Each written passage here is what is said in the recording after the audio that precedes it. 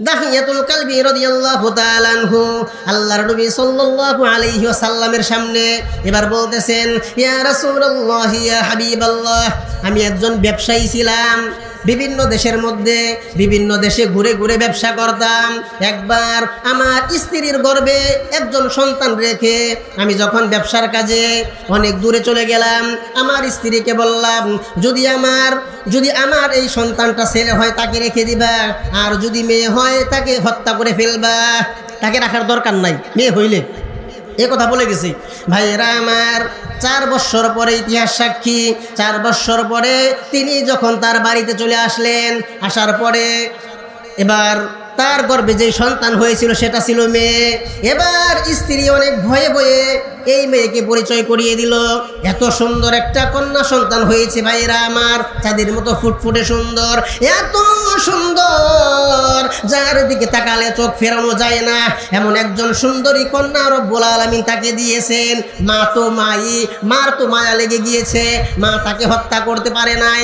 মা ও চিন্তা করছে, এই মেয়েটা যদি বাবাকে বাবা বলে আব্বু বলে ডাকে, হয়তো এই মায়ের কারণে তাকে হত্যা করতে পারবে না। ভাইরা আমার, একটু খেয়াল করেন, তখন যখন ওই লোকটা জিজ্ঞেস করলো, দাহিয়াতুল কালবি জিজ্ঞেস করলো মেয়েটা কার, এবার স্ত্রী ভয়ে ভয়ে উত্তর দিল, মেয়েটা হলো আপনার প্রাণের স্বামী, এত সুন্দর মেয়ে আল্লাহ আমাকে দান করেছেন, চাঁদের মতো যার মুখটা যাকে দেখলে চোখ ফেরানো যায় না, এমন সুন্দর মেয়ে হয়েছে, আমি কিভাবে তাকে হত্যা করব? মেহেরবানি করে মেয়েটাকে আপনি মেনে নিন। ভাইরা আমার, দাহিয়াতুল কালবি বলেছে, আমি যখন মেয়েটার দিকে তাকালাম আমার মায়া লেগে গেল। সুবহানাল্লাহ, এত সুন্দর চেহারা আল্লাহ তাআলা দিয়েছেন, এমনিই তো সুন্দর, তার মধ্যে নাম রেখেছে জামিলা, সুন্দরী। জামিলা অর্থ কি ভাই? সুন্দরী। যে নামটাও রেখেছে, চমৎকার নাম রেখেছে। ওই মেয়েটা বাবাকে যখন আব্বু আব্বু বলে ডাকে, দাহিয়াতুল কালবি বলেন, আমার হৃদয়টা জড়িয়ে যায়, আমার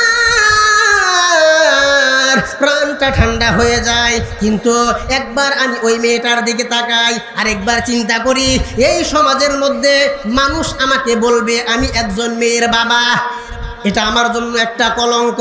শয়তান আমাকে ওয়াসওয়াসা দেয়, মেয়েকে হত্যা করে ফেলো, সমাজের মধ্যে তোমার কোনো দুর্নাম থাকবে না। যদি মেয়েকে রাখো, সমাজের মানুষ তোমার মতো নেতাকে সবাই ধিক্কার জানাবে, সিসি দিবে, সবাই তোমাকে গালমন্দ করবে। ভাইরা আমার, আমি রাতভর অনেক চিন্তা করতে লাগলাম। চিন্তা করতে করতে আমি আমার স্ত্রীকে বললাম, জামিলাকে সাজিয়ে দাও, তাকে আমি বেড়াতে নিয়ে যাব। ভাইরা আমার খেয়াল করেন, বলল, আমি আমার মেয়েকে বেড়াতে নিয়ে যাব, একটু সাজিয়ে দাও। মাও বিশ্বাস করলেন, মাও বললেন ঠিক আছে, কোনো সমস্যা নাই। মাও বললেন কোনো সমস্যা নাই, যেহেতু মেয়ে বাবাকে বাবা বাবা বলে ডেকেছে, হতে পারে এই জন্য তার মধ্যে মায়া লেগে গিয়েছে, এখন আর হত্যা করবে না। ভাইরা আমার, পরের দিন সকালে মা যখন মেয়েকে সাজিয়ে দিল, এবার বাবা দাহিয়াতুল কালবি রাদিয়াল্লাহু তাআলা আনহু আপন সেই কন্যাকে নিয়ে সে মরুভূমির দিকে ছুটল। যাইতে যাইতে একটা জায়গার মধ্যে যখন গেলেন, সেইখানে যাওয়ার পরে এবার তিনি গর্ত খুঁড়তেছিলেন। ছোট্ট মেয়ে, ভাইরা আমার খেয়াল করবেন, যখন দাহিয়াতুল কালবি রাদিয়াল্লাহু তাআলা আনহুর শরীরের মধ্যে গর্ত করার সময় যখন তার শরীরের মধ্যে ধুলাবালি লাগতেছিল, কোমলমতি হাতগুলি দিয়ে ধুলাগুলি সরিয়ে দিচ্ছিল। ভাইরা আমার, শুধু তাই নয়, শরীরের ঘামগুলি মুছে দিচ্ছিল ছোট্ট মেয়েটা। আর বারবার বলছিল, আব্বু আপনি এখানে কি করেন, কি করবেন? বলতেছে, মা এখানে একটা গর্ত করতেছি, একটু পরেই বুঝবা। ভাইরা আমার, যখন দাহিয়াতুল কালবি বলতেছেন, তার চোখ দিয়ে পানি ঝরে ঝরে পড়তেছিল, আর তখন বলে যে আমার একটু মায়া লাগে নাই। বারবার আমার শরীর থেকে যখন ধুলিগুলি, আমার দাড়ির থেকে যখন কচি কচি আঙ্গুল দিয়ে আমার দাড়ির থেকে যখন ধুলাগুলি সরিয়ে দিচ্ছিল, তখনও আমার মনে একটুও মায়া জাগে নাই। ভাইয়েরা আমার শুনেন, আল্লাহর নবী শুনতেছেন, তখন বললেন, দাহিয়ারে তোমার কি একটু মায়া লাগে নাই? এমন একজন সুন্দর মেয়ে কি তুমি হত্যা করেছো, তোমার কি একটু খারাপ লাগে নাই? আল্লাহর নবীর চোখ দিয়ে ঝরঝর করে পানির ফোঁটাগুলি গড়িয়ে পড়ছে, তার দাড়িগুলি ভিজে যাচ্ছে। আল্লাহর নবী সাল্লাল্লাহু আলাইহি ওয়াসাল্লাম কি বলতেছেন, ইয়া রাসূলুল্লাহ, ইয়া হাবিবাল্লাহ। তখন আমার মনের আমার মনের মধ্যে শয়তান ওয়াসওয়াসা দিতেছিল, আমার মনের মধ্যে তখন কিছুই কাজ করে নাই। নাউজুবিল্লাহ। চিন্তা করছেন কোন পরিস্থিতি ছিল? এইভাবে করতে করতে যখন গর্ত করা শেষ হয়ে গেল, এবার আমি বললাম, মা গর্তের মধ্যে কি জানি দেখা যায়, এদিকে আসো। তার সাথে সুন্দর করে কথা বলতেছিল, কোমলমতি শিশু, সে তো আর জানে না। যখন গর্তের কাছাকাছি আসলো, বাবা সঙ্গে সঙ্গে তাকে ধাক্কা দিয়ে সেই গর্তে ফেলে দিল। নাউজুবিল্লাহ। ভাইরা আমার, তখন জামিলা বাবাকে বারবার ডাক দিচ্ছিল, বাবা আপনাকে আমি আর কোনোদিন বাবা বলে ডাকবো না, কোনোদিন বাবা বলে পরিচয় দিব না। আল্লাহর ওয়াস্তে আপনি আমাকে হত্যা করবেন না, আপনি আমাকে ছেড়ে দেন, আমি এই দেশ ছেড়ে চলে যাব। জীবনে কোনোদিন আপনার মেয়ে বলে পরিচয় দিব না, আপনার বাড়িতে যাব না, শুধু আপনি আমাকে হত্যা করবেন না। আমার মেয়ে বারবার ডাকতেছিল, সেই ডাকটা এখনো আমার কানের মধ্যে বাজে, ইয়া রাসূলুল্লাহ, ইয়া হাবিবাল্লাহ। সেই ডাকটা আমি বলতে পারি না। আমার জামিলা এখনো বলে, বাবা গো, কি অপরাধী আপনি আমাকে হত্যা করবেন? কেন হত্যা করবেন? কি অপরাধ করেছি? আপনি মেহেরবানি করে আমাকে মাফ করে দেন ইয়া রাসূলুল্লাহ, ইয়া হাবিবাল্লাহ। আমার মনের মধ্যে একটুও দয়া হয় নাই, একটুও মায়া হয় নাই। আমি সেদিন আমার জামিলাকে হত্যা করে ফেলেছি। নাউজুবিল্লাহ। ফুরকানিহিল হামিদ। أعوذ بالله من الشيطان الرجيم. بسم الله الرحمن الرحيم. كتب الله لأغلبن أنا ورسلي إن الله قوي عزيز. وقال النبي صلى الله عليه وسلم أما علمت أن الإسلام يهدم ما كان قبله وأن الهجرة تهدم ما كان قبلها وأن الحج يهدم ما كان قبله رواه مسلم أو كما قال عليه الصلاة والسلام. شباب আমরা দুরূদ ইব্রাহিম পড়ি। اللهم صل على محمد وعلى آل محمد كما صليت على إبراهيم وعلى آل إبراهيم إنك حميد مجيد. اللهم بارك على محمد وعلى آل محمد كما باركت على إبراهيم وعلى آل إبراهيم إنك حميد مجيد. بلغ العلا بكماله كشف الدجى بجماله حسنت جميع خصاله صلوا عليه وآله.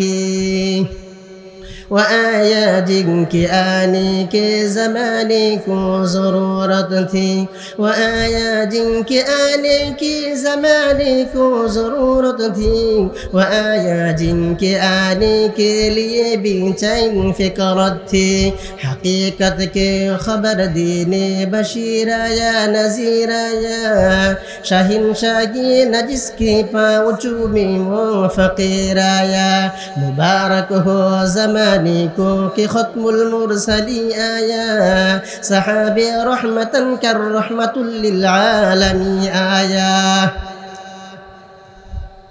সর্বপ্রথম আমরা সেই রব্বে কারিমের দরবারে শুকরিয়া জ্ঞাপন করছি, যিনি আমাদেরকে এই পৃথিবীর মধ্যে যখন বিভিন্ন জায়গার মধ্যে মুসলমানদের উপর বর্বর নির্যাতন জুলুমের স্টিম রোলার চালাচ্ছে, সমস্ত পৃথিবীর মধ্যে মুসলিম নিধন চলছে, এমন একটা সময়ের মধ্যে এই ফিতনা ফাসাদের জামানার মধ্যে আল্লাহ তাআলা মেহেরবানি করে দয়া করে আমাদেরকে জান্নাতের বাগানে বসার তৌফিক দিয়েছেন। আমরা সবাই অন্তরের অন্তঃস্থল থেকে বলি আলহামদুলিল্লাহ। হাদিসের মধ্যে আসছে এই বাগানের কথা, এই বাগান জান্নাতের বাগান, কোনো সন্দেহ নাই। এই বাগানের চতুর্দিক দিয়ে সম্মানিত ফেরেশতারা বেষ্টন করে আছেন। সুবহানাল্লাহ। দুনিয়ার মধ্যে যত বড় লোকই থাক, যত মান্যগণ্য ব্যক্তি থাক, ওই সমস্ত মজলিসের কথা বলে নাই, সেটা ফেরেশতারা বেষ্টিত করে আছে, আল্লাহর কাছে তাদের খবর দিচ্ছে। কিন্তু এটা এমনই একটা মজলিস, আল্লাহর নবী সাল্লাল্লাহু আলাইহি ওয়াসাল্লামের পবিত্র জবান দ্বারা বলেছেন যে এই মজলিসের খবর সরাসরি ফেরেশতারা আল্লাহর কাছে দেন। সুবহানাল্লাহ। এমন একটা মজলিসে বসতে পেরে আমরা খুশি না বেজার ভাই? খুশি আমরা সবাই আলহামদুলিল্লাহ। এই মাহফিল, এই বয়ান যারা বাহির থেকে শুনতেছে, তারা শুনতেছে দিনের কথা, কিন্তু এই ফজিলত তারা পাবে না। এই মজলিসের মধ্যে যেই ফজিলত হচ্ছে, এই ফজিলত বাহির থেকে হবে না হাদিসের ভাষ্য অনুযায়ী। তো ভাইরা আমার, আমি পবিত্র কোরআন মাজিদের ৬,২৩৬টা আয়াত থেকে ছোট্ট একটা আয়াত পাঠ করছি। সে আয়াত এবং আল্লাহর নবী সাল্লাল্লাহু আলাইহি সাল্লামের অগণিত হাদিস থেকে, মুসলিমের বর্ণনায়, মুসলিম শরীফের বর্ণনায় একটা হাদিসের কিছু অংশ পাঠ করছি। আল্লাহ তাআলা তৌফিক দিলে উক্ত আয়াত এবং হাদিসকে সামনে রেখে কিছু কথা বলার চেষ্টা করবো। আল্লাহ তাআলা তৌফিক দেন কোনো, সবাই বলি আমিন। ভাইরা আমার, এই পৃথিবীর মধ্যে আমাদের নবী সাল্লাল্লাহু আলাইহি ওয়াসাল্লাম আসার পূর্বে পৃথিবীর সমস্ত মানুষগুলি তারা কুফর, মুশরিক তথা আল্লাহ তাআলাকে ভুলে গিয়েছিল। কেউ আল্লাহ তাআলার ইবাদত করতো না, আল্লাহ তাআলার পূজা করতো না। সমস্ত মানুষ আল্লাহ তাআলার সাথে অন্যদেরকে শরীক করতো না। আউযুবিল্লাহ বলি সবাই। আল্লাহ রাব্বুল আলামিন পৃথিবীর মধ্যে একজন বার্তাবাহক পাঠালেন, একজন রসুল পাঠালেন, একজন নবী তার রিসালাত দিয়ে পাঠালেন। কেন? মানুষকে অন্ধকার থেকে আলোর দিকে ডাকবে, এই জন্য। তখন চিন্তা করেন, সমস্ত পৃথিবী একদিকে আর একজন মানুষ একদিকে। চিন্তা করেন কেমন, সমস্ত পৃথিবীর ক্ষমতাধর, শক্তিশালী সবাই একদিকে, কিন্তু একজন মানুষ সে হইল একদিকে। সেই একজন মানুষ, তার দাওয়াতের মাধ্যমে আজকে আমরা 1450 বছর পরে আলহামদুলিল্লাহ, আলহামদুলিল্লাহ, এখন আমরা আশা করি আল্লাহ তাআলা আমাদেরকে জান্নাতি হিসাবে রেখেছেন, আলহামদুলিল্লাহ। তো ভাইরা আমার, যারা সেই নবীর ডাকে সাড়া দিয়েছেন তারাই সফলতা অর্জন করেছেন, আর যারা সাড়া দেন নাই তারা কি জাহান্নামী হয়ে মারা গেছেন, নাউজুবিল্লাহ। আল্লাহ রাব্বুল আলামিন কোরআন মাজিদের মধ্যে বলছেন, আউযু বিল্লাহি মিনাশ শাইতানির রাজিম, বিসমিল্লাহির রাহমানির রাহিম। কাতাবাল্লাহু লাআগলিবান্না আনা ওয়া রুসুলি ইন্নাল্লাহা কাবিয়্যুন আজিজ। ভাইরা আমার, আল্লাহ রাব্বুল আলামিন আল্লাহর নবী জনাবে মুহাম্মাদুর রাসূলুল্লাহ সাল্লাল্লাহু আলাইহি ওয়াসাল্লাম তাকে জানিয়ে দিয়েছেন, বলে দিয়েছেন, কাতাবাল্লাহু লাআগলিবান্না আনা ওয়া রুসুলি, আমি এবং আমার রসুলগণ এবং আমার রসুল তারাই বিজয় হবেন। সুবহানাল্লাহ। ইন্নাল্লাহা কাবিয়্যুন আজিজ, নিশ্চয় রব্বুল আলামিন শক্তিশালী, পরাক্রমশালী। ভাইরা আমার, তার মানে বোঝা গেল বাতিল যত বড়ই থাক হকের কাছে পরাজিত হবেই। ভাইরা আমার, সমস্ত পৃথিবীর মধ্যে একজন মাত্র মানুষ, একজন মাত্র নবী, যিনি দিনের দাওয়াত দিলেন। কত জুলুম তার উপর করা হয়েছে, তাকে তার দেশ থেকে বের করে দেওয়া হয়েছে। শুধু তাই নয় ভাইরা আমার, তার দান মুবারক শহীদ করা হয়েছে। ভাইরা আমার, তথাপি তিনি দিনের রাস্তা থেকে সরে যান নাই। তার ডাকে সাড়া দিয়ে সাহাবায়ে কেরাম রাদিয়াল্লাহু তাআলা আনহুম তারা নিজেরা নিজের জীবন আল্লাহর রাস্তায় বিলিয়ে দেওয়ার জন্য পাগল পাড়া হয়ে গিয়েছেন। আল্লাহর নবী বলতে দেরি, তারা জীবন উৎসর্গ করতে দেরি না, ঠিক কিনা? তারপরে আল্লাহ তাআলা বললেন, লা তাজিদু কওমান ইউমিনুনা বিল্লাহি ওয়াল ইয়াউমিল আখির ইউয়াদ্দুনা মান হাদ্দাল্লাহ ورسوله ولو كانوا آباءهم أو أبناءهم أو إخوانهم أو عشيرتهم ভাইরা আমার আল্লাহ রাব্বুল আলামিন বললেন লা তাজিদু তুমি পাবে না কওমাই এমন কোন গোত্রকে পাবে না ইউমিনুনা বিল্লাহি ওয়াল ইয়াউমিল আখির যারা ঈমান গ্রহণ করছে আল্লাহর উপর এবং পরকালের উপর ভাইরা আমার যারা আল্লাহ তাআলাকে বিশ্বাস করেছেন এবং পরকালকে বিশ্বাস করেছেন এমন কোন গোত্র এমন কোন কওম পাওয়া যাবে না আল্লাহ তাআলা বলতেছেন ইউয়াদ্দুনা মান হাদ্দাল্লাহা ওয়া রাসূলাহু ওয়ালাউ কানু আবাআহুম আও আবনাআহুম ভাইরা আমার আল্লাহ তাআলা বললেন এমন কোন কওম এমন কোন গোত্রকে পাওয়া যাবে না যারা আল্লাহর বিরোধিতা করে আল্লাহর নবীর বিরোধিতা করে যারা ইসলামের বিরোধিতা করে এমন কোন গোত্র পাওয়া যাবে না তাদেরকে মুহাব্বত করে তাদেরকে ভালোবাসে তাদের সাথে সুসম্পর্ক রাখে হোক তারা তাদের বাবা হোক তারা তাদের দাদা হোক তারা তাদের ছেলে সন্তান হোক তারা তাদের ভাই বারাদার হোক তারা তাদের আত্মীয় স্বজন কারো সাথে তারা কোনোদিন সুসম্পর্ক রাখবে না সবাই বলে সুবহানাল্লাহ এই আয়াতের মধ্যে আল্লাহ তাআলা স্পষ্ট জানিয়ে দিলেন যদি আমার বাবা রাসূলের বিরুদ্ধাচরণ করে ইসলামের বিরুদ্ধাচরণ করে আল্লাহর বিরুদ্ধাচরণ করে তার সাথে সম্পর্ক রাখা যাবে না যদি আমার ছেলে যদি আমার আত্মীয় স্বজন যদি আমার পাড়া প্রতিবেশী যদি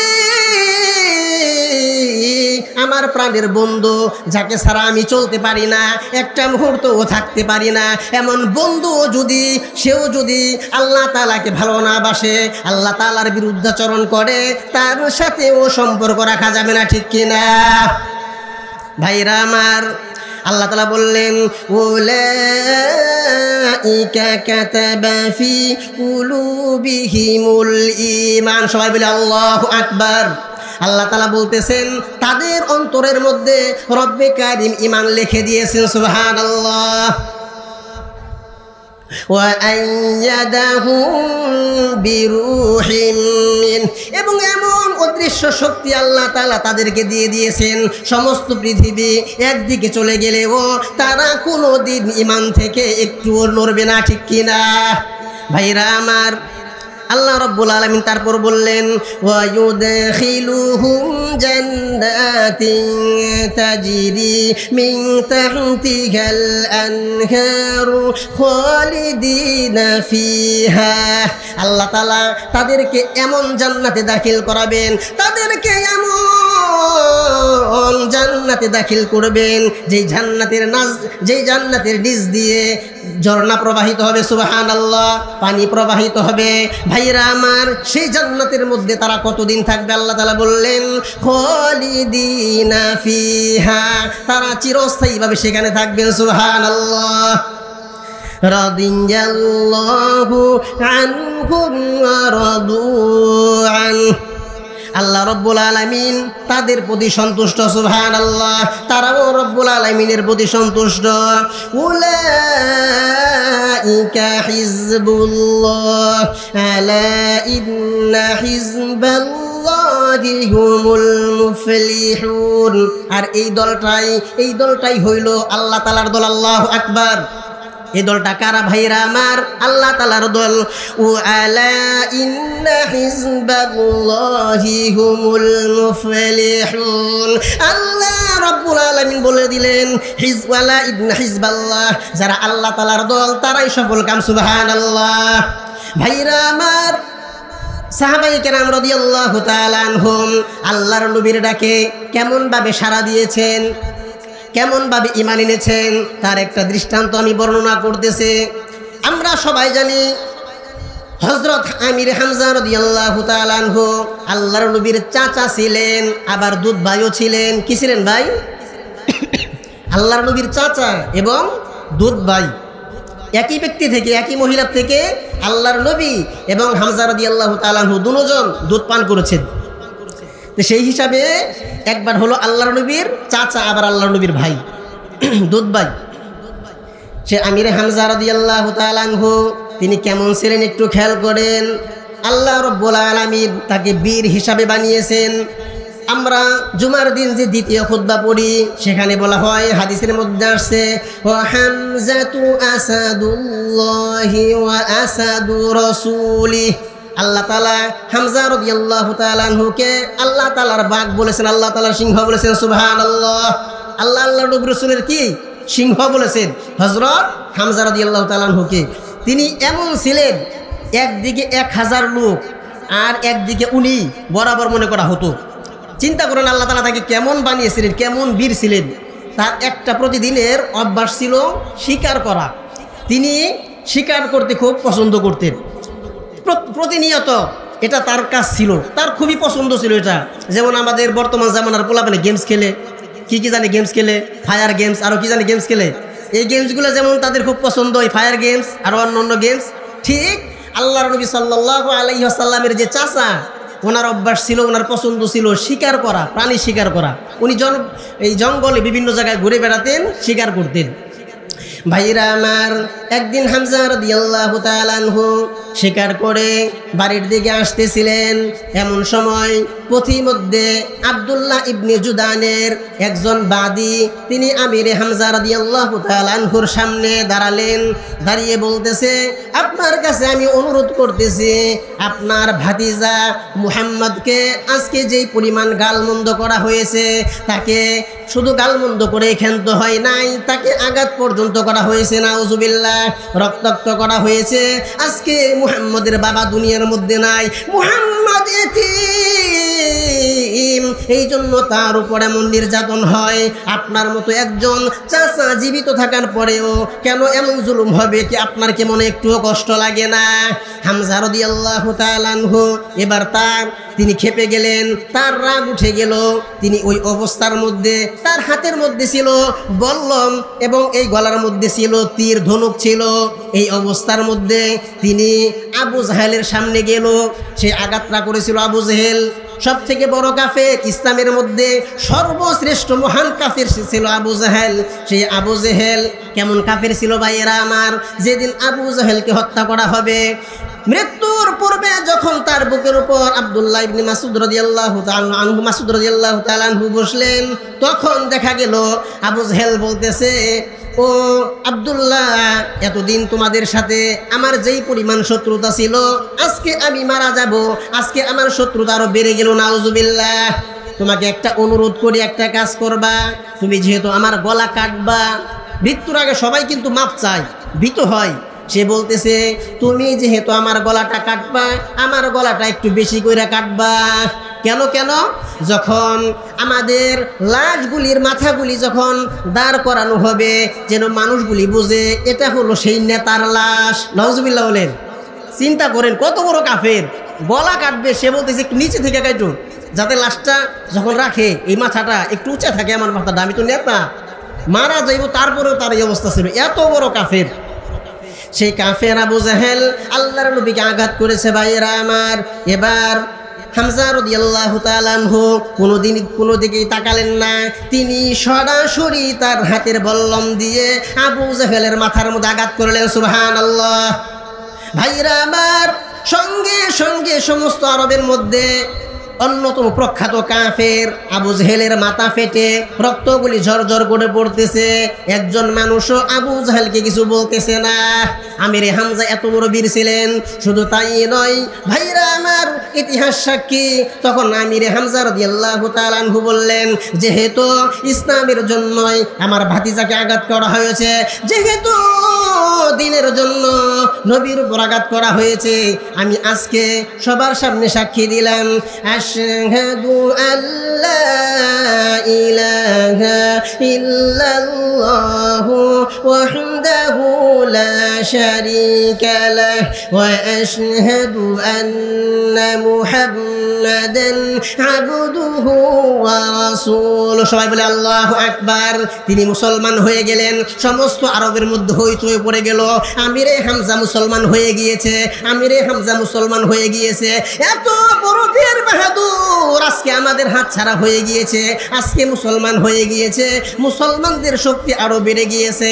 ইতিহাস সাক্ষী ভাইরা আমার, মক্কা জীবনের মধ্যে সাহাবায়ে কেরাম দুইটা দিন সব থেকে বেশি খুশি ছিলেন। একদিন হইল যেদিন উমর রাদিয়াল্লাহু তাআলা আনহু আল্লাহর নবীর মাথা আনতে গেলেন। মাথা আনতে গিয়ে যখন তিনি দেখলেন তার বোন জামাই মুসলমান হয়ে গিয়েছে, সেইখানে তিনি কালিমা পড়ে মুসলমান হয়েছিলেন। সেদিন মুসলমানরা যেই পরিমাণ খুশি হয়েছিলেন এবং পরবর্তীতে হামজা রাদিয়াল্লাহু তাআলা আনহু যেদিন ইসলাম গ্রহণ করলেন সেদিনও মুসলমানরা এই পরিমাণ খুশি হয়েছিলেন। সুবহানাল্লাহ। এই দুইজন ব্যক্তি ইসলাম গ্রহণ করার কারণে মুসলমানরা যেই পরিমাণ খুশি হয়েছে, আর কারো ইসলাম মানে মক্কা জীবনেতে আর কোনোদিন এত পরিমাণ খুশি মুসলমানরা হন না। ইতিহাসের মধ্যে আসছে। ভাইরা আমার খেয়াল করেন তো, ভাইরা আমার, আমির হামজা রাদিয়াল্লাহু তাআলা আনহু মুসলমান হওয়ার পরে আল্লাহর নবীর কাছে প্রস্তাব পাঠালেন, ইয়া রাসূলুল্লাহ, ইয়া হাবিবাল্লাহ, আজকে থেকে আমরা প্রকাশ্যে তাওয়াফ করব, আজকে থেকে আমরা প্রকাশ্যে নামাজ আদায় করব। সুবহানাল্লাহ। এখন থেকে আর গোপনে নামাজ পড়ব না, গোপনে তাওয়াফ করব না। ভাইরা আমার খেয়াল করেন, আল্লাহর নবী সাল্লাল্লাহু আলাইহি ওয়াসাল্লাম তিনি মাঝখানে, ওমর রাদিয়াল্লাহু তাআলা আনহু সামনে, আমির হামজা রাদিয়াল্লাহু তাআলা আনহু পিছনে। দুই বাঘ, দুই সিংহ, দুই জায়গার মধ্যে মাঝখানে আল্লাহর নবী। একজন কাফেরও কিছু বলার সাহস পায় না। সুবহানাল্লাহ। একজন কাফেরও কিচ্ছু বলার সাহস পাইতেছে না। কে বলবে? কার বুকের এত বড় হিম্মত? আমিরে হামজা, হযরত উমর রাদিয়াল্লাহু তাআলা আনহু এদের সামনে কথা বলবে? তারা শুধু জ্বলতেছিল। তো ভাইরা আমার, যেই কথা বলতেছিলাম, হামজা রাদিয়াল্লাহু তাআলা আনহু ঈমান গ্রহণ করার পরে যখন বদরের যুদ্ধের দামামা বেজে গেল, ইতিহাস সাক্ষী দেয় সর্বপ্রথম আল্লাহর নবী সাল্লাল্লাহু আলাইহি ওয়াসাল্লাম তার চাচা হামজা রাদিয়াল্লাহু তাআলা আনহুর হাতে ইসলামের ঝান্ডা, যুদ্ধের পতাকা তুলে দিলেন। সুবহানাল্লাহ। সর্বপ্রথম এই মুসলমানদের যুদ্ধের যে ঝান্ডা, যেই পতাকা যার হাতে তিনি দিলেন, তিনি হলেন কে? হামজা রাদিয়াল্লাহু তাআলা আনহু। ভাইরা আমার, হামজা রাদিয়াল্লাহু তাআলা আনহু যুদ্ধের পতাকা নিয়ে যখন তিনি ময়দানের মধ্যে সমবেত হলেন, উপস্থিত হলেন, একজন বেঈমান মুশরিক কাফের বলতেছিল, আমি মুসলমানদের কুয়ার মধ্যে থেকে পানি পান করব, অথবা ধ্বংস করব, অথবা আমার জীবন বিলিয়ে দিব। হামজা রাদিয়াল্লাহু তাআলা আনহু আর দেরি করে নাই। কাফের যখন সামনে আসা শুরু করেছে, সঙ্গে সঙ্গে তরবারি দ্বারা এমন জোরে একটা কোপ দিয়েছে, তার পায়ের নলার থেকে দুই টুকরা হয়ে গিয়েছে। সুবহানাল্লাহ। ওই কাফের তবু সামনে আসতেছিল। এবার হামজা রাদিয়াল্লাহু তাআলা আনহু তাকে দুনিয়া থেকে জাহান্নামে পাঠিয়ে দিলেন। সুবহানাল্লাহ। এবার যখন যুদ্ধ শুরু হয়ে গেল, বেঈমানরা উতবা, সাইবা এবং ওয়ালিদ এই তিনজন বলল, আমরা তিনজন এসেছি। আগের দিনের যুদ্ধ ছিল একজনের সাথে আরেকজন, এইভাবে আপনি আসবেন, আপনার মোকাবেলায় আমি আসব। তারা বলল, কে কে আসো? তো আমাদের সাথে যুদ্ধ করবা, আমাদের সামনে চলে আসো। দেখা গেল তিনজন আনসারী সাহাবী রাদিয়াল্লাহু আনহুম সামনে আসলেন। তখন উতবা, সাইবা তারাও তো বড় বড় কাফের ছিল। তারা বলল, না না, চলবে না, মুহাজিরদের মধ্যে থেকে, আমাদের গোত্রের মধ্যে থেকে আসতে হবে। এবার আল্লাহর নবী সাল্লাল্লাহু আলাইহি ওয়াসাল্লাম হযরত আলী ইবনে আবি তালিব রাদিয়াল্লাহু তাআলা আনহুকে বললেন, আলী তুমি দাঁড়িয়ে যাও। আল্লাহু আকবার। কার নাম বললেন? আলী রাদিয়াল্লাহু তাআলা আনহুর নাম। বললেন, আমিরে হামজা তুমি দাঁড়িয়ে যাও। আবার বললেন আরেকজন সাহাবীর নাম আমি ভুলে গিয়েছি, ওনাকেও বললেন দাঁড়িয়ে যাও। তিনজন সাহাবী যখন দাঁড়ালেন, আলী রাদিয়াল্লাহু তাআলা আনহু উতবাকে দাঁড়ানোর সঙ্গে সঙ্গে জাহান্নামে পাঠিয়ে দিলেন। সুবহানাল্লাহ। হামজা রাদিয়াল্লাহু তাআলা আনহু তিনিও দাঁড়ানোর সঙ্গে সঙ্গে সাইবাকে জাহান্নামে পাঠিয়ে দিলেন। আরেকজন যিনি সাহাবী ছিলেন তিনি ওয়ালিদের সাথে অনেক সময় যুদ্ধ করতে করতে আলী রাদিয়াল্লাহু তাআলা আনহুর সহায়তায় তাকে দু টুকরা করে ফেললেন। সুবহানাল্লাহ। এবার যুদ্ধ শুরু হয়ে গেল মুসলমানদের মধ্যে, বেঈমান মুশরিকদের মধ্যে যুদ্ধ শুরু হয়ে গেল। ভাইরা আমার, ইতিহাসের মধ্যে পাওয়া যায় বদরের যুদ্ধের মধ্যে সব থেকে যিনি বেশি কাফেরদেরকে হত্যা করেছিলেন, জাহান্নামে পাঠিয়েছিলেন, সে আর কেউ নয়, আমিরে হামজা রাদিয়াল্লাহু তাআলা আনহু। সুবহানাল্লাহ। এই জন্য কাফেরেরা তার প্রতি বেশি রাগান্বিত ছিল, তার উপর আলাদা রাগ ছিল। এই জন্য কাফেরেরা উহুদের যুদ্ধের সময় চিন্তা করলো যেই কোনো মূল্যে হামজা রাদিয়াল্লাহু তাআলা আনহুকে দুনিয়া থেকে বিদায় করতে হবে। ভাইরা আমার, খেয়াল করেন একটু, ওয়াহশী রাদিয়াল্লাহু তাআলা আনহু একজন কৃতদাস ছিল। কি ছিল ভাই? কৃতদাস, কালা হাবশি গোলাম ছিল, সমাজের মধ্যে কোনো দামই ছিল না। এই ওয়াহশী রাদিয়াল্লাহু তাআলা আনহু তাকে একটা প্রস্তাব দেওয়া হলো যে তুমি কি তোমার গোলামীর দাসত্ব থেকে মুক্তি পেতে চাও? জুবাইর ইবনে মুতঈম তাকে এই প্রস্তাব করলো, তাহলে একটা কাজ করো। কি কাজ করব? তুমি যদি আমিরে হামজাকে হত্যা করতে পারো তাহলে তোমাকে এই গোলামীর জিন্দেগির থেকে মুক্ত করে দেব, আমি সবার সামনে কথা দিলাম। তখন ওই ব্যক্তির চিন্তা ছিল, যদি একজন মানুষকে আমি হত্যা করতে পারি আমার আর জীবনে গোলামি করা লাগবে না। ভাইরা আমার, খেয়াল করেন, তখন যখন উহুদের যুদ্ধের মধ্যে প্রচণ্ড আকারে যুদ্ধ শুরু হয়ে গিয়েছে। প্রথম পর্যায়ে মুসলমানরা বিজয় লাভ করেছিল। পরবর্তীতে মুসলমানদের একটা ভুলের কারণে যখন কাফেররা অতর্কিত হামলা করলো, ভাইরা আমার, হামজা রাদিয়াল্লাহু তাআলা আনহু যুদ্ধ করতে করতে সামনে চলে গেলেন। এমন ভাবে যুদ্ধ করতেছিলেন যেদিকে যাচ্ছেন কাফেরদেরকে নাস্তে নাবুদ করে ছাড়ছেন। ওয়াহশী চিন্তা ছিল আমিরে হামজাকে যে কোনো মূল্যে দুনিয়া থেকে বিদায় করতে হবে। ভাইরা আমার, এই চিন্তা করতে করতে তিনি তার তীরকে বারবার তাক করে করে হঠাৎ করে তীরটা ছেড়ে দিলেন। আমিরে হামজা রাদিয়াল্লাহু তাআলা আনহুর নাভির নিচ দিয়ে তীরটা ঢুকে গেল। ভাইরা আমার, আমিরে হামজা রাদিয়াল্লাহু তাআলা আনহু তীরটা যখন ঢুকে গেল, তিনি তারপরেও চেষ্টা করছিলেন যুদ্ধ করার জন্য, কিন্তু পারেন নাই। শুধু তাই নয়, তিনি যখন শাহাদাত বরণ করলেন, শাহাদাত বরণ করার পরে কি অবস্থা হয়েছিল একটু খেয়াল করেন। ভাইয়েরা আমার, হিন্দা আবু সুফিয়ানের স্ত্রী, সে প্রতিজ্ঞা করেছিল যদি এই হামজা রাদিয়াল্লাহু তাআলা আনহুকে হত্যা করা যায় তাহলে ওয়াহশীকে তিনি অনেক ইনাম দিবেন, অনেক স্বর্ণ মুদ্রা দিবেন। তিনি তার গলার হারটা তাকে পরিয়ে দিল, নাউজুবিল্লাহ। শুধু তাই নয় ভাইয়েরা আমার, হামজা রাদিয়াল্লাহু তাআলা আনহুর বুকের উপর বসে সেই মেয়ে মানুষ, খেয়াল করবেন কেমন মেয়ে মানুষ ছিল, বুকের উপর বসে তার বুকটা ছিঁড়ে ফেললো। শুধু তাই নয়, বুকটা ছিঁড়ে তার কলিজাটা বের করে, হামজা রাদিয়াল্লাহু তাআলা আনহুর কলিজাটা বের করে এবার তিনি কলিজাটা মুখে দিয়ে চিবাচ্ছে এবং থুতু ফেলেছে। শুধু তাই নয়, কত বড় নিকৃষ্ট কাফের ছিল ভাইরা আমার, তার চোখটা উপড়িয়ে ফেলেছে, তার নাকটা কেটে ফেলেছে, তার কানটা কেটে ফেলেছে, সেই নাক কান বিভিন্ন অঙ্গ প্রত্যঙ্গ দিয়ে মালা গেথে এবার গলার মধ্যে দিয়ে সে গান গাইছে, নাউজুবিল্লাহ। ভাইরা আমার, খেয়াল করেন, এত বড় একজন বীর শুধু ইমানের জন্য, শুধু ইসলামের জন্য নিজের জীবন দিয়েছে। শুধু জীবনই দেন নয় ভাইরা আমার, নিজের কলিটা যা ক্ষত বিক্ষত হয়ে গিয়েছে, নিজের কানটা কেটে মালা গেঁথেছে, নিজের নাকটা কেটে মালা গেঁথেছে, নিজের চক্ষুটা পর্যন্ত উপড়িয়ে ফেলেছে। ভাইরা আমার, খেয়াল করেন একটু, আমিরে হামজা রাদিয়াল্লাহু তাআলা আনহুর লাশ যখন আল্লাহর নবী দেখলেন, আল্লাহর নবীর চোখ দিয়ে ঝরঝর করে পানি পড়ছে। হায় রে হায়, কাফিরেরা কি করেছে, এত নিকৃষ্ট কিভাবে হয়? এবার আল্লাহর নবী সঙ্গে সঙ্গে প্রতিজ্ঞা করলেন যে আমি আল্লাহ তাআলার নামে কসম করতেছি, যদি আমি সামনে আমিরে হামজার জন্য 70 জন কাফেরের এইভাবে তাকে যেভাবে ক্ষতবিক্ষত করা হয়েছে, এইভাবে ক্ষতবিক্ষত করা তাদেরকেও আমি নাক কান কেটে ফেলবো। আল্লাহর নবী প্রতিজ্ঞা করলেন তাদেরকেও 70 জন কাফেরকে আমি নাক কান কেটে ফেলবো।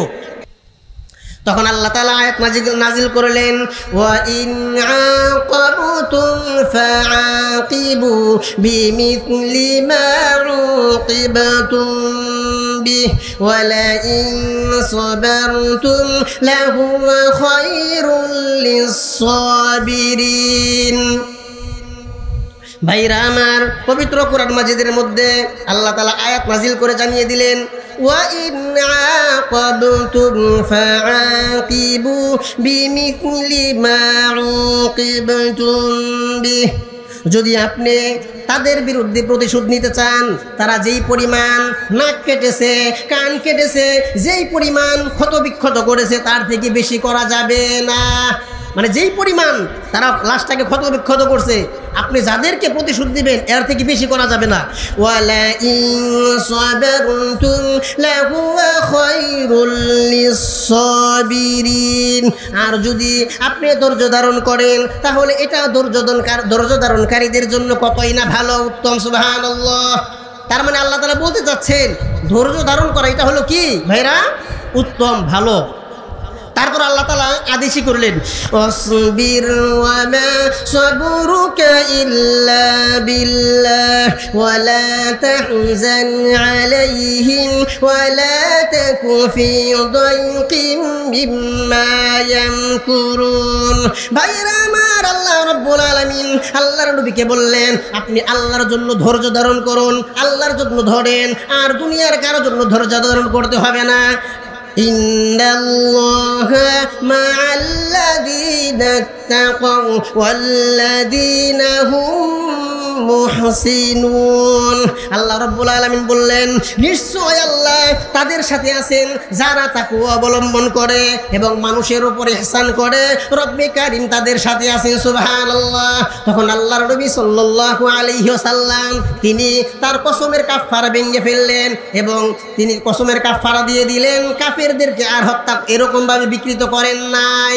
একটু খেয়াল করেন, যখন আমির হামজা রাদিয়াল্লাহু তাআলা আনহুর লাশকে বিকৃত করা হলো, তার আপন বোন সাফিয়া ইবনে আব্দুল মুত্তালিব রাদিয়াল্লাহু আনহা তিনি যখন সংবাদ পাইলেন আমার ভাইকে এইভাবে হত্যা করা হয়েছে, তাকে দেখার জন্য আসলেন। তাকে কি করার জন্য আসলেন ভাই? বোন, আপন বোন যখন শুনছে আমার ভাইকে এরকম করা হয়েছে, তিনিই দেখার জন্য আসলেন। আল্লাহর নবী সাল্লাল্লাহু আলাইহি ওয়াসাল্লাম জুবাইর ইবনুল আওয়াম তার সন্তানকে বলল, তোমার মাকে নিষেধ করো, তোমার মাকে নিষেধ করো, তার ভাইয়ের অবস্থা দেখলে সে সহ্য করতে পারবে না। আপন বোন যদি ভাইয়ের এই অবস্থা দেখে মেয়ে মানুষ হয়ে সহ্য করতে পারবে না। যখন আব্দুল্লাহ জুবাইর ইবনুল আওয়াম রাদিয়াল্লাহু তাআলা আনহু তার মার কাছে এই কথা বললেন, তার মা বললেন, সমস্যা নাই, ইসলামের জন্য আমার ভাই জীবন দিয়েছে, কোনো সমস্যা নাই। সুবহানাল্লাহ। ইসলামের জন্য জীবন দিয়েছে, কিসের জন্য ভাই? ইসলামের জন্য, এখানে কোনো সমস্যা নাই। তখন আল্লাহর নবী সাল্লাল্লাহু আলাইহি ওয়াসাল্লাম যখন অনুমতি দিলেন, অনুমতি দেওয়ার পর তার ভাইয়ের লাশটাকে যখন দেখলেন, দেখার পরে তিনি ইন্না লিল্লাহি ওয়া ইন্না ইলাইহি রাজিউন পড়লেন। পড়ার পরে আল্লাহর কাছে তার মাগফিরাতের জন্য কামনা করলেন এবং তার রব্বুল আলামিনের কাছে তার জান্নাতি হওয়ার জন্য দোয়া করলেন। ভাইয়েরা আমার, একটু খেয়াল করেন, বোন যখন ভাইকে দেখার জন্য আসছে, সঙ্গে কইরা 2টা কাপড় নিয়ে আসছে, লাশকে যাতে দাপন করা যায় 2টা কাপড় নিয়ে আসছে। তার পাশে আরেকটা লাশ দেখা গেল, একই রকম ভাবে সেই লাশটাকেও বিকৃত করা হয়েছে। ভাইরা আমার, এবার আল্লাহর নবীর সাহাবায়ে কেরাম রাদিয়াল্লাহু তাআলা আনহুম তারা চিন্তা করলেন একটা লাশকে 2টা কাপড় দিয়ে দাপন করা হবে, আরেকটা লাশকে খালি দাপন করা হবে, এটা সম্ভব না। এই জন্য তারা লটারি দিলেন। লটারির মধ্যে একটা কাপড় হামজা রাদিয়াল্লাহু তাআলা আনহুর ভাগ্যে জুটলো।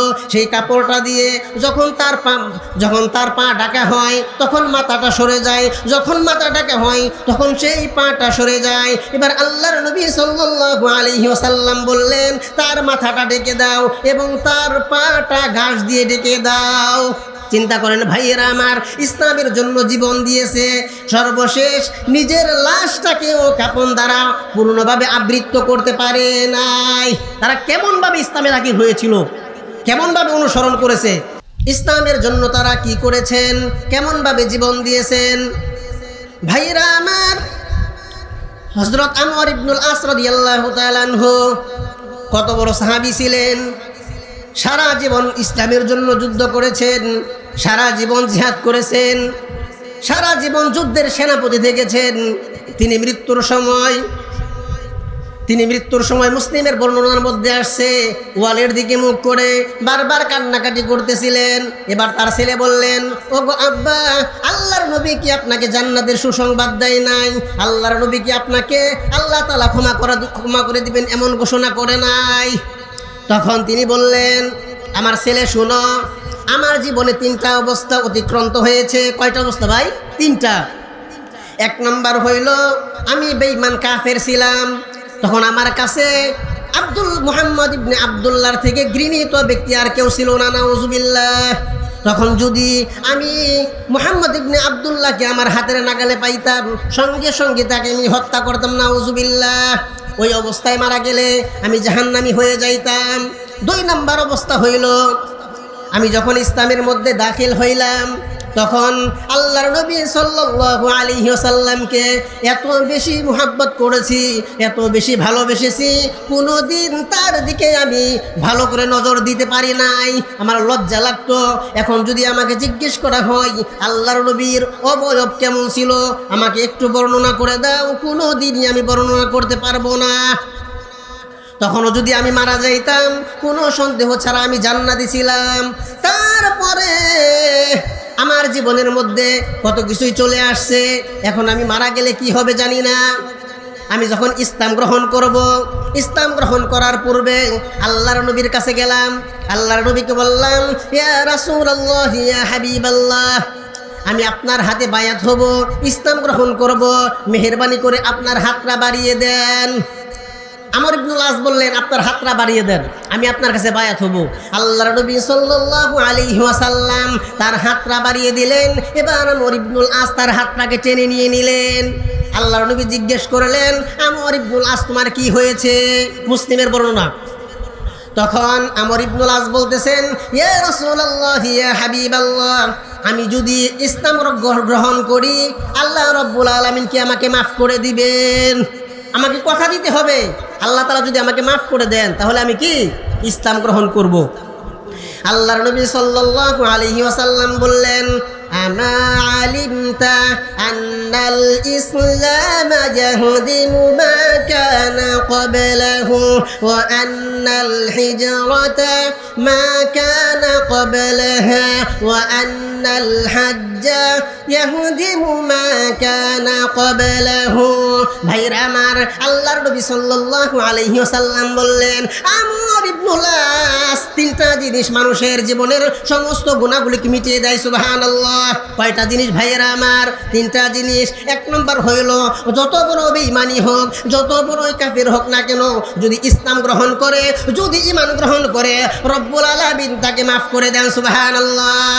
1 নম্বর কি ভাই?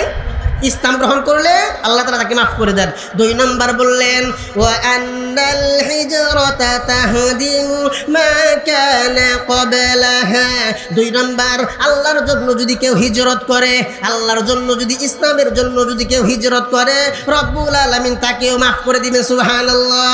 তার জীবনে কোনো গুনাহ থাকবে না। 3 নম্বর, আল্লাহর নবী সাল্লাল্লাহু আলাইহি ওয়াসাল্লাম বললেন, ওয়া আন্নাল হাজ্জা ইয়াহদিমু মা কানা ক্বাবলাহু। যদি কোনো ব্যক্তি হজ করে, যদি কোনো ব্যক্তি হজ করে, রব্বুল আলামিন তার জীবনের সমস্ত গুনাহগুলিও মাফ করে দিবেন। সুবহানাল্লাহ। এই 3টা কাজের মধ্যে, এই 3টা কাজের দ্বারা জীবনের সমস্ত গুনাহগুলি মাফ হয়ে যায়। ভাইরা আমার, যখন এই সুসংবাদ দিলেন, আমর ইবনুল আস ইসলাম গ্রহণ করলেন। তারপরেও কত চিন্তা, মৃত্যুর সময় চিন্তা করতেছেন, এখন যদি আমি মারা যাই, না জানি আমার স্থান কোথায় হয়। এমন সাহাবী ছিলেন, সারা জীবন যুদ্ধ করেছেন, জিহাদ করেছেন, আল্লাহর নবীর জন্য জীবন দেওয়ার জন্য পাগল পারা ছিলেন। এমন সাহাবী আজকে মৃত্যুর সময় কাঁদিতেছেন, কান্না করতেছেন, হায় রে হায়, না জানি আমার কি অবস্থা হয়ে যায়। চিন্তা করছেন তারা কোথায় ছিল, আমরা কোথায়? তারা সারা জীবন আল্লাহর রাস্তায় চলেও তাদের চিন্তা ভাবনা কি ছিল আর আমাদের চিন্তা ভাবনা কি, অনেক খেয়াল করার বিষয়। ভাইয়েরা আমার, ইসলাম দেখেন, মানুষ যদি ইসলামে পূর্ণ দাখিল হয়, ইসলাম অনুযায়ী চলে, জীবনের সমস্ত গুনাহগুলি আল্লাহ তাআলা মাফ করে দেন। কোনো গুনাহ তার জীবনে আর থাকে না। আর আমরা আজকে মুসলমান, আমরা গুণমুক্ত হতেই পারতেছি না। আমরা আজকে মুসলমান, আমরা সবাই দাবি করি।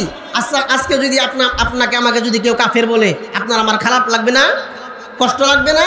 কারণ কি, আমি নিজেকে মুসলমান দাবি করি, মুসলমানদের সমাজে বসবাস করি, আমি মসজিদে যাই, নামাজ পড়ি, আমি গরু কুরবানি দেই, হজ করি, জাকাত দেই। তারপরেও যদি কেউ আমাকে কাফের ঘোষণা দেয়, অমুসলিম বলে, তখন আমার মনের মধ্যে খুব জমে উঠবে। আমার মন তখন রেগে চূর্ণ বিচূর্ণ হয়ে যাবে, অন্যরকম হয়ে যাবে। ভাইয়ের আমার, কেন? আমি মুসলমান হওয়ার পরেও আমাকে অমুসলিম বলতেছে, এই জন্য। ঠিক না ভাই? কিন্তু তারা কেমন ছিল দেখেন, ইসলাম গ্রহণ করার কারণে জীবনের সমস্ত গুণাগুলা কিভাবে ঝরে যায়। আমরা একজন সাহাবীর নাম জানি, হযরত দাহিয়াতুল কালবি। নাম কি ভাই? হযরত দাহিয়াতুল কালবি রাদিয়াল্লাহু তাআলা আনহু। তার সম্পর্কে কোরআনের মধ্যে, সে কি ছিল জানেন? মেয়েকে জীবন্ত হত্যা দিত। আরবের মধ্যে যদি মেয়ে জন্ম নিত, তাহলে তাদের এটা খুবই একটা দুর্নাম ছিল, তার জীবনের জন্য একটা কলঙ্ক অধ্যায়, যে তার ঘরে আল্লাহ তাআলা মেয়ে দিয়েছে, নাউজুবিল্লাহ। এই জন্য তারা সেই মেয়েকে কি করত? পুঁতে ফেলতো, হত্যা করত, জীবন্ত কবর দিত। এমন এক ঘটনা ঘটেছে তার জীবনে। তিনি ইসলাম গ্রহণ করার পরে আল্লাহর নবীর কাছে খুব কাঁদতেছেন। আল্লাহর নবী সাল্লাল্লাহু আলাইহি ওয়াসাল্লাম তাকে জিজ্ঞেস করলেন, ও দাহিয়াতুল কালবি, কি হয়েছে তোমার জীবনে, তুমি কেন কাঁদতেছো? ইয়া রাসূলুল্লাহ, আমি জীবনে এমন গুনাহ করছি যেই গুনাহ ক্ষমার যোগ্য। কি করছো তুমি? হত্যা, অনেক কিছু বলছেন, এইটা করছো, সেইটা করছো। না ইয়া রাসূলুল্লাহ, এগুলো করি নাই, এগুলি করি নাই। তারপরে তাকে যখন জিজ্ঞেস করা হলো, তিনি সেটার উত্তর দিলেন। এই যে কোরআন মাজিদের মধ্যে আসছে, আল্লাহ তাআলা হাসরের ময়দানে জিজ্ঞেস করবেন যারা মেয়েদেরকে জীবন্ত কবর দিছে। সেটাও আল্লাহ রাব্বুল আলামিন সূরাতুত তাকবীরের মধ্যে 8 এবং 9 নম্বর আয়াতের মধ্যে বলছেন, ওয়া ইদাল মাউদাতু সুইলাত বিআইয়ি যামবিন কুতিলাত। তাদেরকে সেদিন প্রশ্ন করা হবে, যারা মেয়েদেরকে জীবন্ত কবর দিয়েছে, তাদেরকে প্রশ্ন করা হবে কি কারণে, কি অপরাধে তাদেরকে কবর দেওয়া হয়েছে, কি অপরাধ ছিল তাদেরকে হত্যা করা হয়েছে। ভাইরা আমার, দাহিয়াতুল কালবি রাদিয়াল্লাহু তাআলা আনহু আল্লাহর নবী সাল্লাল্লাহু আলাইহি ওয়াসাল্লামের সামনে এবার বলতেছেন, ইয়া রাসূলুল্লাহ, ইয়া হাবিবাল্লাহ, আমি একজন ব্যবসায়ী ছিলাম, বিভিন্ন দেশের মধ্যে বিভিন্ন দেশে ঘুরে ঘুরে ব্যবসা করতাম। একবার আমার স্ত্রীর গর্ভে একজন সন্তান রেখে আমি যখন ব্যবসার কাজে অনেক দূরে চলে গেলাম, আমার স্ত্রীকে বললাম, যদি আমার এই সন্তানটা ছেলে হয় তাকে রেখে দিবা, আর যদি মেয়ে হয় তাকে হত্যা করে ফেলবা, তাকে রাখার দরকার নাই, মেয়ে হইলে। এ কথা বলে গেছি। ভাইয়েরা আমার, 4 বছর পরে, ইতিহাস সাক্ষী, 4 বছর পরে তিনি যখন তার বাড়িতে চলে আসলেন, আসার পরে এবার তার গর্ভে যে সন্তান হয়েছিল সেটা ছিল মেয়ে। এবার স্ত্রী অনেক ভয়ে ভয়ে এই মেয়েকে পরিচয় করিয়ে দিল, এত সুন্দর একটা কন্যা সন্তান হয়েছে ভাইরা আমার, চাঁদের মতো ফুটফুটে সুন্দর, এত সুন্দর যার দিকে তাকালে চোখ ফেরানো যায় না, এমন একজন সুন্দরী কন্যা রব্বুল আলামিন তাকে দিয়েছেন। মার তো মায়া লেগে গিয়েছে, মা তাকে হত্যা করতে পারে নাই।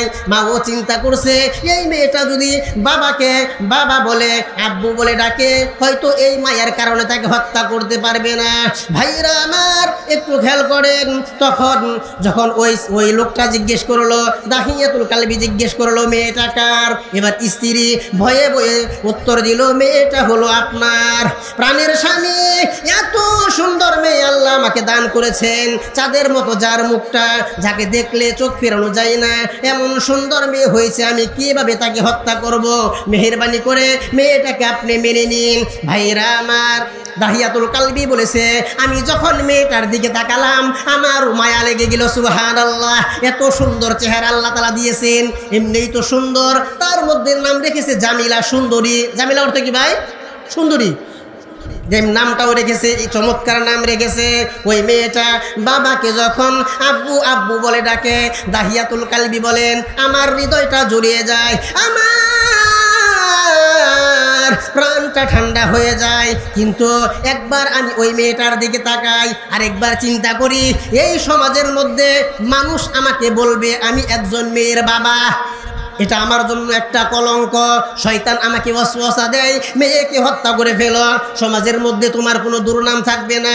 যদি মেয়েকে রাখো, সমাজের মানুষ তোমার মতো নেতাকে সবাই ধিক্কার জানাবে, সিসি দিবে, সবাই তোমাকে গালমন্দ করবে। ভাইরা আমার, আমি রাতভর অনেক চিন্তা করতে লাগলাম। চিন্তা করতে করতে আমি আমার স্ত্রীকে বললাম জামিলাকে সাজিয়ে দাও, তাকে আমি বেড়াতে নিয়ে যাব। ভাইরা আমার খেয়াল করেন, বলল আমি আমার মেয়েকে বেড়াতে নিয়ে যাব, একটু সাজিয়ে দাও। মাও বিশ্বাস করলেন, মাও বললেন ঠিক আছে, কোনো সমস্যা নাই। মাও বললেন কোনো সমস্যা নাই, যেহেতু মেয়ে বাবাকে বাবা বাবা বলে ডেকেছে, হতে পারে এই জন্য তার মধ্যে মায়া লেগে গিয়েছে, এখন আর হত্যা করবে না। ভাইরা আমার, পরের দিন সকালে মা যখন মেয়েকে সাজিয়ে দিল, এবার বাবা দাহিয়াতুল কালবি রাদিয়াল্লাহু তাআলা আনহু আপন সেই কন্যাকে নিয়ে সে মরুভূমির দিকে ছুটল। যাইতে যাইতে একটা জায়গার মধ্যে যখন গেলেন, সেইখানে যাওয়ার পরে এবার তিনি গর্ত খুঁড়তেছিলেন। ছোট্ট মেয়ে, ভাইরা আমার খেয়াল করবেন, যখন দাহিয়াতুল কালবি রাদিয়াল্লাহু তাআলা আনহুর শরীরের মধ্যে গর্ত করার সময় যখন তার শরীরের মধ্যে ধুলাবালি লাগতেছিল, কোমলমতি হাতগুলি দিয়ে ধুলাগুলি সরিয়ে দিচ্ছিল। ভাইরা আমার, শুধু তাই নয়, শরীরের ঘামগুলি মুছে দিচ্ছিল ছোট্ট মেয়েটা।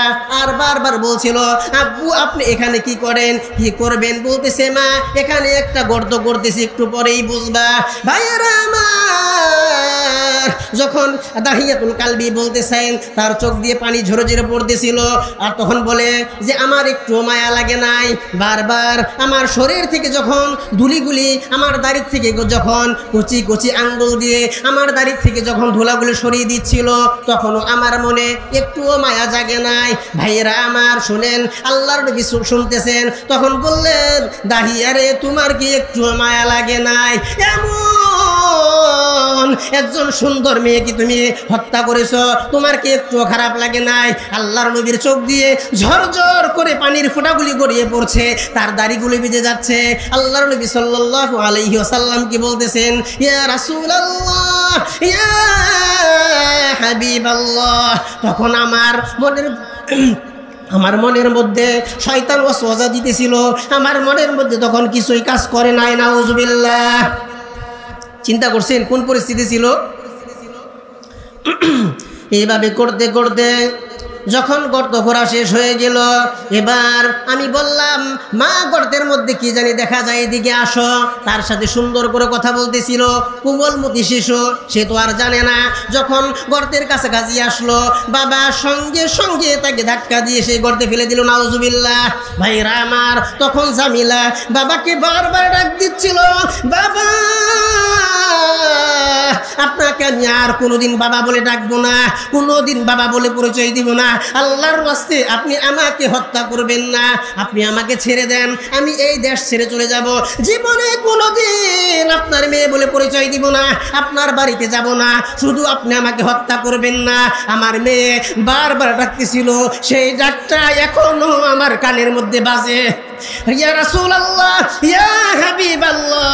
সেই ডাকটা আমি বলতে পারি না। আমার জামিলা এখনো বলে, বাবা গো, কি অপরাধী আপনি আমাকে হত্যা করবেন? কেন হত্যা করবেন? কি অপরাধ করেছি? আপনি মেহেরবানি করে আমাকে মাফ করে দেন, ইয়া রাসূলুল্লাহ, ইয়া হাবিবাল্লাহ। আমার মনের মধ্যে একটুও দয়া হয় নাই, একটু মায়া হয় নাই। আমি সেদিন আমার জামিলাকে হত্যা করে ফেলেছি। নাউজুবিল্লাহ।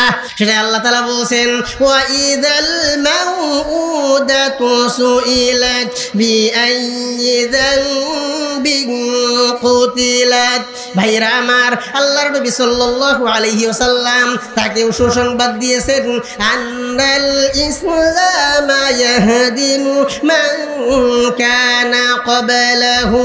আল্লাহর নবী সাল্লাল্লাহু আলাইহি ওয়াসাল্লাম বলছেন, ইসলাম গ্রহণ করার কারণে ইসলামের পূর্বে যত গুনাহ করে থাকুক না কেন, প্রত্যেকটা গুনাহ মাফ করে দিবেন। তিনি কে? তিনি কে ভাই? আল্লাহ নবী সাল্লাল্লাহু আলাইহি ওয়াসাল্লাম মুসলিমের বর্ণনায় সেই কথা বলিয়ে দিয়েছিলেন। আর আমরা আজকে মুসলমান দাবি করি, তারপরেও আমরা গুনাহগার থাকি, আমাদের জীবন থেকে গুনাহ মুছতেই পারি না। একটা যদি আমল করি 10টা গুনাহ করি, ঠিক কি না? ভাইরা আমার, আল্লাহর নবী সাল্লাল্লাহু আলাইহি ওয়াসাল্লাম কেমন নবী ছিলেন একটু খেয়াল করি আমরা। আল্লাহ তাআলা বললেন মুহাম্মাদুর রাসূলুল্লাহ। এই আয়াতটা একটু খেয়াল করে শুনি ভাইয়েরা আমার। আল্লাহর নবী সাল্লাল্লাহু আলাইহি ওয়াসাল্লাম, সবাই আমরা জানি হুদায়বিয়ার সন্ধির দিন, যেদিন হুদায়বিয়ার সন্ধি হচ্ছিল সেদিন আল্লাহর নবী সাল্লাল্লাহু আলাইহি ওয়াসাল্লাম তার নাম লেখা হয়েছিল মুহাম্মাদুর রাসূলুল্লাহ, কিন্তু কাফেররা মানতে চাচ্ছিল না। কাফেররা বলতেছে লিখতে হবে মুহাম্মদ ইবনে আব্দুল্লাহ। কাফেররা কোনোভাবেই রাজি না। আলী রাদিয়াল্লাহু তাআলা আনহু বলতেছেন না না, এখানে মুহাম্মাদুর রাসূলুল্লাহ থাকবে, অন্য কিছু থাকা যাবে না। ভাইরা আমার, আল্লাহর নবী সাল্লাল্লাহু আলাইহি ওয়াসাল্লাম তার নামটা মুহাম্মাদুর রাসূলুল্লাহ কেটে দিলেন। এই জন্য রব্বুল আলামিন কোরআন মাজিদের মধ্যে রব্বুল আলামিন সূরাতুল ফাতহের শেষ আয়াতের মধ্যে 29তম আয়াতের মধ্যে কিয়ামত পর্যন্ত কোরআন যাতে জারি থাকে, মানুষ পড়বে, আল্লাহ রব্বুল আলামিন বললেন মুহাম্মাদুর রাসূলুল্লাহ। মুহাম্মদ সাল্লাল্লাহু আলাইহি ওয়াসাল্লাম আল্লাহ তাআলার রাসূল। ওয়াল্লাযীনা মা'আহু আশিদ্দাউ আলাল কুফফার। ওয়াল্লাযীনা মা'আহু, যারা তার সাহাবী, তার সাথে যারা আসেন, আশিদ্দাউ আলাল কুফফার, তারা কাফেরদের বিরুদ্ধে সব সময় শক্ত অবস্থান। কাফেরদের বিরুদ্ধে তারা এক চুল পরিমাণও ছাড় দেন না। ভাইয়েরা আমার, তার একটা প্রমাণ হইল বদরের যুদ্ধের দিন যখন আবু বকর সিদ্দিক রাদিয়াল্লাহু তাআলা আনহু যুদ্ধ করতেছিলেন, তার ছেলে আব্দুল্লাহ মুসলমান হওয়ার পরে বললেন আমি আমার বাবাকে বারবার সুযোগ পেয়েছি হত্যা করার জন্য, কিন্তু আমি আমার বাবা বলে ছেড়ে দিয়েছি। আবু বকর সিদ্দিক রাদিয়াল্লাহু তাআলা আনহু বললেন আমি যদি একটাবার তোমাকে সুযোগ পাইতাম, ছেলে হিসাবে দেখতাম না, আমি আমার তরবারি দিয়ে তোমাকে দু টুকরো করে দিতাম। সুবহানাল্লাহ। আল্লাহ তাআলা বলেন কি আশিদ্দাউ আলাল কুফফার, তারা কাফেরদের বিরুদ্ধে অনেক শক্তিশালী, কাফেরদের বিরুদ্ধে শক্ত, প্রচন্ড পাহাড়ের ন্যায় শক্তি, তারা শক্ত, সেখানে কোনো এক চুলো ছাড় দিবেন না, হোক সেটা নিজের বাবা, হোক সেটা নিজের ছেলে। এটা সাহাবায়ে কেরাম প্রমাণ করছেন। আবু উবাইদা ইবনুল জাররাহ, আপনারা অনেকে নাম শুনছেন, আশারায়ে মুবাশশারার 10 জনের একজন ব্যক্তি। সে আবু উবাইদা ইবনুল জাররাহ রাদিয়াল্লাহু তাআলা আনহু, তিনি যুদ্ধের ময়দানে নিজের বাবার এই গর্দানের মধ্যে কূপ দিয়ে নিজের বাবার গর্দানকে ফেলে দিয়েছেন। সুবহানাল্লাহ। কেন? ইসলামের বিরুদ্ধে থাকার কারণে। আমি শুরুতে একটা আয়াত বলছিলাম লা তাজিদু কওমান ইউমিনুনা বিল্লাহি ওয়াল ইয়াউমিল আখির ইউআদ্দুনা মান হাদ্দাল্লাহা ওয়া রাসূলাহু। এমন কোন গোত্রকে, এমন কোন কওমকে, এমন কোন ব্যক্তিকে পাওয়া যাবে না যারা আল্লাহর বিরুদ্ধাচরণ করে, আল্লাহর আখিরাতের বিরুদ্ধাচরণ করে, তাদের সাথে কেউ মিল রাখবে, তাদের সাথে মুহাব্বত রাখবে, ভালোবাসবে, সম্পর্ক রাখবে, এটা কোনোদিন হতে পারে না। ঠিক না ভাইরা আমার? সেটাই করেছে আবু উবাইদা ইবনুল জাররাহ রাদিয়াল্লাহু তাআলা আনহু। তখন আবার আল্লাহ তাআলা বলতেছেন রুহামাউ বাইনাহুম, তারা পরস্পরের মধ্যে তার ভ্রাতৃত্ব বন্ধন, একজন আরেকজনকে মুহাব্বত করে, নিজের থেকে বেশি ভালোবাসে। ভাইরা আমার, আল্লাহর নবী সাল্লাল্লাহু আলাইহি ওয়াসাল্লামের সাহাবীরা যখন হিজরত করে মদিনায় আসলেন, আসার পরে প্রত্যেকটা আনসারী সাহাবী তার মুহাজির ভাইদেরকে বললেন আমার 2টা বাগান আছে, আপনার চিন্তা করা লাগবে না, একটা বাগান আমি আপনাকে দিয়ে দিলাম। সুবহানাল্লাহ। তারা পরস্পরের মধ্যে এত ভ্রাতৃত্ব বন্ধন ছিল, এত ভালোবাসা ছিল, এত মুহাব্বত ছিল। ভাইরা আমার, তারাহুম রুকআন সুজ্জাদা ইয়াবতাগুনা ফাদলাম মিনাল্লাহি ওয়া রিদওয়ানা। আল্লাহ রাব্বুল আলামিন বলতেছেন তারাহুম রুকআন সুজ্জাদা, আপনি তাদেরকে দেখতে পাবেন তারা রুকু সিজদা অবস্থার মধ্যে আছে। ইয়াবতাগুনা ফাদলাম মিনাল্লাহি ওয়া রিদওয়ানা, কেন আল্লাহ তাআলার সন্তুষ্টি, আল্লাহ তাআলার অনুগ্রহ তালাশ করতেছে। সুবহানাল্লাহ। তারা দিনের মধ্যে কাজ করতেন, জিহাদ করতেন, রোজা রাখতেন, অনেক কিছু করতেন। সারা রাত্রি তারা তাহাজ্জুদের নামাজের মধ্যে কাটিয়ে দিতেন, কোরআন তেলাওয়াত করতেন, জিকিরে কাটিয়ে দিতেন, সেজদার মধ্যে কাটিয়ে দিতেন। আল্লাহর নবী সেটা, আল্লাহ রাব্বুল আলামিন সেটা কোরআনের মধ্যে বললেন, তারাহু রুকআন সুজদা ইয়াবতাগুনা ফাদলাম মিনাল্লাহি ওয়া রিদওয়ানা সিমাহুম ফি উজুহিহিম মিন আথারিস সুজুদ। সবাই বলে আল্লাহু আকবার।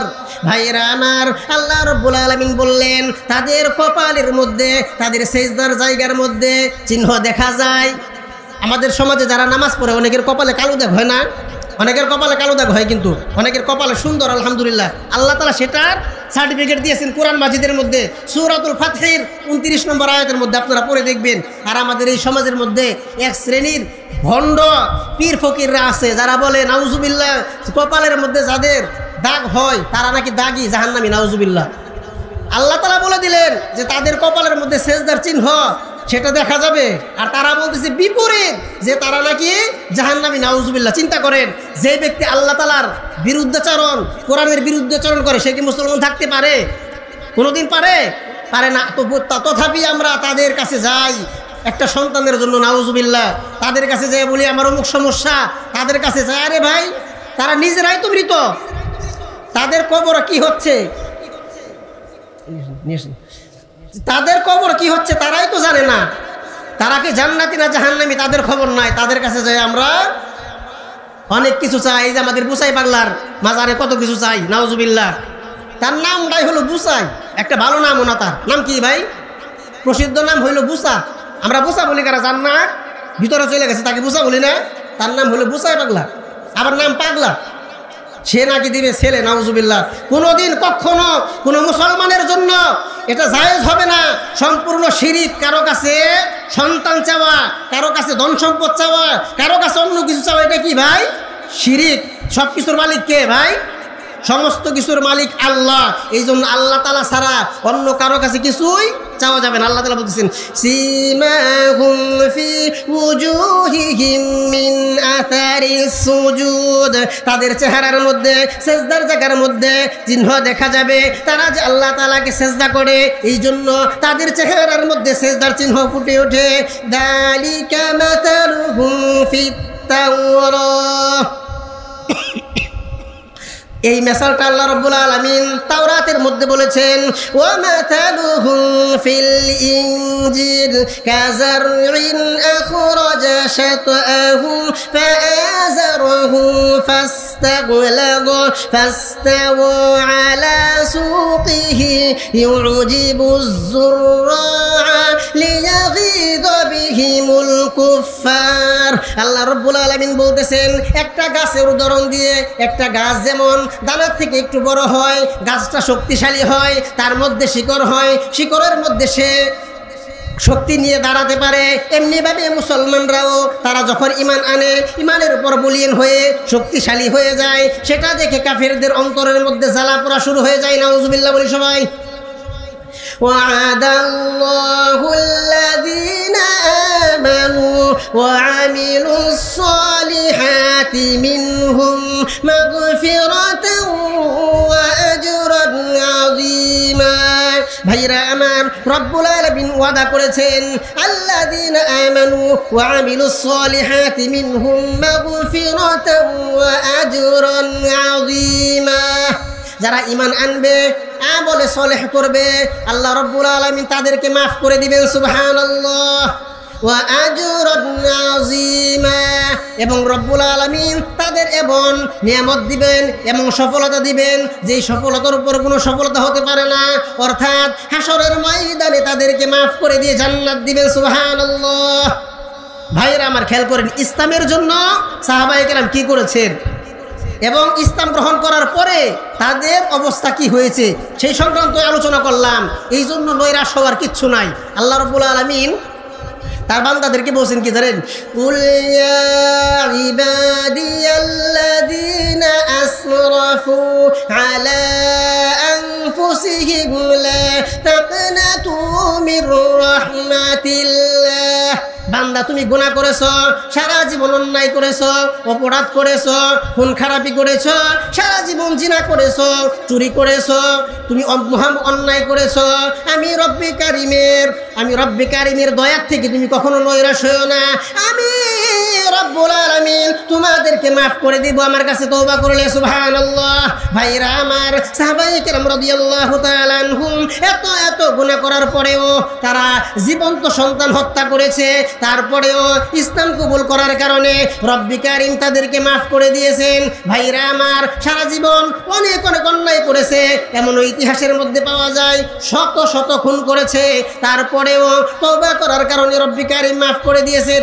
এই জন্য আমরা যদি জীবনে যারা যত গুনাহ করেছি, জীবনের সমস্ত গুনাহগুলি আজকে এই জায়গা থেকে আল্লাহর কাছে তওবা করি, আজকে এখান থেকে রব্বে কারিমের দরবারে তওবা করি, যাতে করে রব্বে কারিম আমাদের জীবনের সমস্ত গুনাহগুলি মাফ করে দেন, ঠিক কি না? ভাইয়েরা আমার, আমাদের দ্বিতীয় মেহমান উনি চলে আসছেন। আমি যে কথাগুলি বললাম, রব্বে কারিম আমি গুনাহগার সহ পৃথিবীর সমস্ত মুসলমানদেরকে এর উপর আমল